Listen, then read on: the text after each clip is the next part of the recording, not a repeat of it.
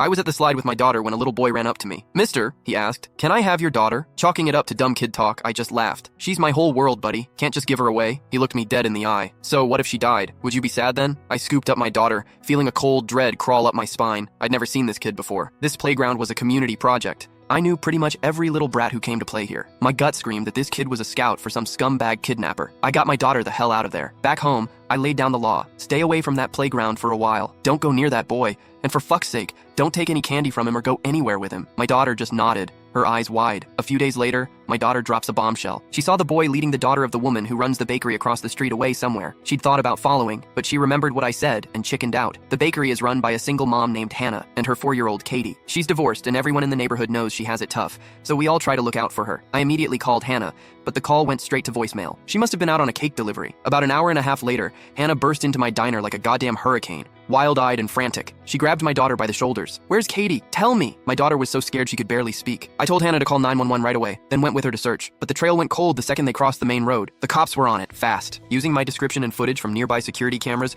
they found the boy that same night. His name was Leo. Leo swore up and down he hadn't taken Katie. His parents backed him up, lying through their teeth that their son had been home all day. The cops showed them the surveillance footage, blowing their bullshit story to pieces. That's when Leo, the little shit, finally mumbled, "I'm not 12 yet, so I don't have to go to jail, right?" Leo led us to a derelict construction site nearby and pointed to a small, freshly dug pit in the ground. "She's in there." The cops dug away the loose dirt and found a styrofoam cooler, the kind you get from Amazon deliveries. They pried the lid open. Katie was crammed inside, curled into a ball. Her eyes were wide open, her mouth slightly agape, her face a mask of pure terror. Hannah just fucking broke. She lunged at Leo, trying to tear him apart, but the cops managed to hold her back. The police had Leo recount the whole thing. His clarity, his step-by-step logic, sent a fucking icicle through my heart. Leo said he found the pit at the construction site and got the idea to bury something alive in it. First, he tried a stray cat, but it scratched its way out immediately. A failure. So, Leo switched his target to a kid. But the hole was too small, so the little psychopath tied 2 shoelaces together to measure the pit's dimensions. Whenever he found a potential target, he'd measure them with the shoelace first before trying to snatch them. He also said he only picked little girls. They were easier to control, and he added, "Their bodies are softer, easier to fold." "Did you kill her first, then put her in?" one of the cops asked, his voice tight. Leo shook his head. "I had her lie down in it herself." He'd set up a sick game. First, he had Katie lie down in a couple of big cardboard boxes and gave her chocolates,